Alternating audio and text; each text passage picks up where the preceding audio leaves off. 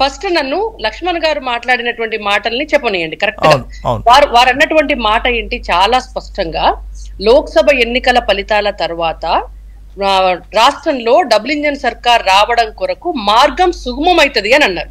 వారు ఏ రాష్ట్ర ప్రభుత్వాన్ని మేము కూలగొడతామనలేదు, లేకపోతే ఎవరిని మేము అర్జెంట్ గా ఇక్కడ ప్రభుత్వాన్ని ఏర్పాటు చేస్తామనే మాట వారు చెప్పలేదు. దాని తర్వాత అన్నటువంటి నెక్స్ట్ సెంటెన్స్ ఏమన్నారు, చేరికల పర్వం ఇట్లనే కొనసాగుతుంది అని చెప్పినారు.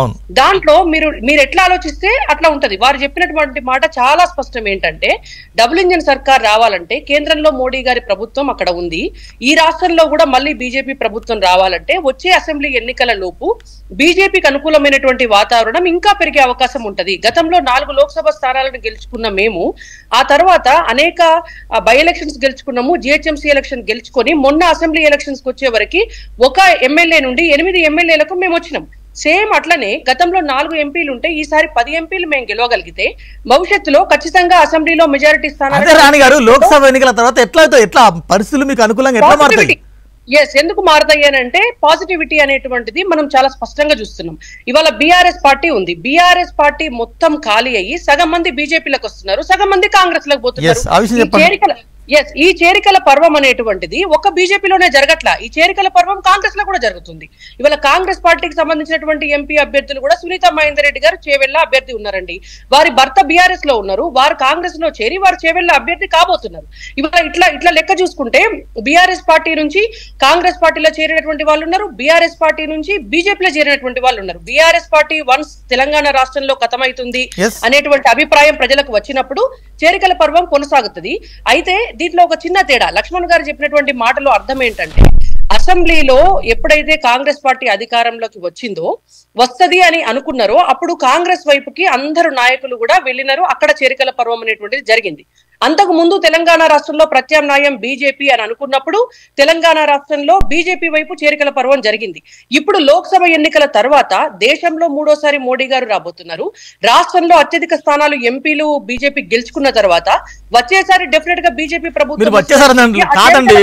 రాణి గారు మీరు జర్నలిస్టే, నేను జర్నలిస్టే, ఇప్పుడు ఇదే లక్ష్మణ్ గారు ఈ ప్రభుత్వం కూలిపోతా అనలేదా చెప్పండి?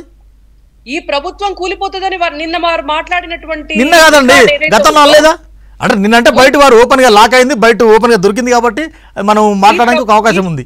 ఒకటి వినండి, కాంగ్రెస్ ప్రభుత్వాన్ని గనుక కూలిస్తే అది బీఆర్ఎస్ పార్టీకి చేతనైతే వాళ్ళు చేస్తారు. ఎందుకంటే పోయినసారి 2018లో కూడా కాంగ్రెస్ పార్టీ ఎమ్మెల్యేలు గెలిస్తే ఉన్న 12 మందితోటి కాంగ్రెస్ పార్టీ ఎల్పీని విలీనం చేసింది బీఆర్ఎస్ పార్టీలా.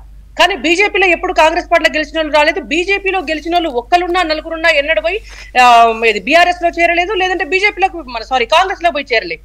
కాబట్టి ఎల్పీలను విలీనం చేసుకునేది తెలంగాణ రాష్ట్రంలో గానీ ఉమ్మడి ఆంధ్రప్రదేశ్ లో గానీ బీఆర్ఎస్ కాంగ్రెస్ కలిసి పోటీ చేసినాయి. ఇండ్ల నుంచి పోయి అండ్ల చేరినారు, అండ్ల నుంచి పోయి ఇండ్ల చేరినారు. కాబట్టి రాణి గారు, నేను స్టేట్ అడుగుతున్నా, మీరు డబుల్ ఇంజన్ సర్కార్ అంటే రకరకాల అర్థాలు, రకరకాల పరమార్థాలు వస్తున్నాయి. అంటే బీఆర్ఎస్ బీజేపీ కలిసి మీరు ఫామ్ చేస్తారా, లేకపోతే డబుల్ ఇంజన్ సర్కార్ అంటే రాష్ట్రంలో కాంగ్రెస్ ఉంది కాబట్టి కేంద్రంలో కాంగ్రెస్ రావాలని మీరు అభిలషిస్తున్నారా? రకరకాల అర్థాలు వస్తున్నాయి. మా అర్థం నేను చాలా స్పష్టంగా చెప్తా మీకు. మాకున్నటువంటి సంఖ్య ఎమ్మెల్యేల సంఖ్యాబలం 8 అండి. ఇవాళ కాంగ్రెస్ పార్టీకి ఉన్నటువంటి ఎమ్మెల్యేల సంఖ్యాబలం ఇఫ్ ఐఎమ్ నాట్ రాంగ్ 63 నుంచి 67 మధ్యలో 64 అనుకుంటా. బీఆర్ఎస్ 39, ఇంతే కదా. ఒకవేళ బీఆర్ఎస్ పార్టీని మా దాంట్లో జమ చేసుకున్నా ఎన్ని సీట్లు అవుతాయి? 40+ అవుతాయి. కాబట్టి మేము ఎట్లా ఇప్పటికిప్పుడు అర్జెంట్ గా కాంగ్రెస్ పార్టీ ప్రభుత్వాన్ని కూలగొట్టి ప్రభుత్వంలోకి రాగలుగుతాం చెప్పండి? మేమన్నది చాలా స్పష్టం. మళ్ళీ కూడా నేను చెప్తున్నాను, మేమన్న మా ఉద్దేశం మేము గతంలో కూడా చెప్పినాం. ఈ అసెంబ్లీ ఎన్నికల కంటే ముందు కూడా తెలంగాణ రాష్ట్రంలో డబుల్ ఇంజన్ సర్కార్ వస్తుందంటే అప్పుడున్నటువంటి బీఆర్ఎస్ పార్టీని కూలగొడతామనే అర్థం కాదు కదా.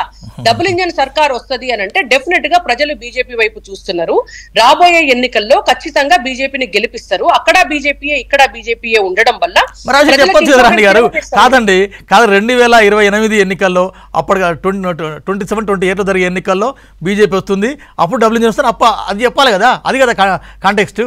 అంటే ఇప్పుడు కాదు, ఇప్పుడు మీ అందరి మీ అందరి అభిప్రాయాలని సులభతరం చేయడం కొరకు అది యాడ్ చేయాలి అని అంటే మరి అప్పుడు మేము మళ్ళీ మాట్లాడేటప్పుడు అందరి అభిప్రాయాలను తీసుకొని ఎవరిని అభిప్రాయాన్ని ఎట్లా సులభతరం చేయాలని చెప్పి మేము రాసుకొని డెఫినెట్ గా చెప్పే ప్రయత్నం చేస్తాం. బట్ లక్ష్మణ్ గారు అన్నటువంటి పాలిటిక్స్ అయిన తర్వాత చాలా మెచ్యూర్డ్ అయిపోయారు. అంటే లక్ష్మణ్ స్టేట్మెంట్ ని మీరు ఈ రకంగా మీరు అనుకూలంగా తీసుకుంటారా? ఇప్పుడు ఎవరు చిన్నపిల్లలు అడిగినా కూడా లక్ష్మణ్ ఎందుకు అన్నారంటే ఓపెన్ చెప్పేస్తున్నారు, వారు వీరు కలిసి కూలదోస్తారు కాలదోస్తారు అని. అయితే కూలదోస్తారు అనేటువంటి వాళ్ళని నేను ఒక్కటే ప్రశ్న అడుగుతా, సాధ్యమవుతుందా? అది ఎట్లా సాధ్యమవుతుంది? ఎందుకన్నారు? మేము కూలదోస్తాం అనలే. డెఫినెట్ గా తెలంగాణ రాష్ట్రంలో డబుల్ ఇంజన్ సర్కార్ రావడానికి మార్గం సుగమం అవుతుంది. ఈ చేరికల పర్వం కొనసాగుతుంది. ప్రజలు భారతీయ జనతా పార్టీ వైపు చూస్తున్నారు అనేటువంటి మాట లక్ష్మణ్ గారు చెప్పినారు. అందులో ఖచ్చితంగా వాస్తవమే ఉన్నది. ఆ మాట కూడా ఎప్పుడు చెప్పినారు? లోక్సభ ఎన్నికలు అయిపోయి ఆ ఫలితాలను చూసిన తర్వాత అన్నారు వారు. లోక్సభ ఎన్నికల ఫలితాలను చూసిన తర్వాత అని కూడా మెన్షన్ చేసినారు. అవును, ఫలితాల తర్వాత రాజకీయాల్లో పెను మార్పులు వస్తాయి. అప్పుడు ఇటువారు అటు ఏమైనా కావచ్చునే కదా. కావచ్చు. ఇప్పుడు మీరు చూడండి, అసెంబ్లీ ఎన్నికల కంటే ముందు ఇప్పుడు ఎట్లయితే లోక్సభ ఎన్నికల ముందు బీజేపీ వైపు వరద ఎక్కువ వస్తుందో అప్పుడు కాంగ్రెస్ వైపు కూడా పోయింది. మా పార్టీ వాళ్ళు కూడా 20-30 మంది పోయినారు కదండి. బీజేపీ వాళ్ళు కూడా 20-30 మంది కాంగ్రెస్ లో పోయి చేరినారు.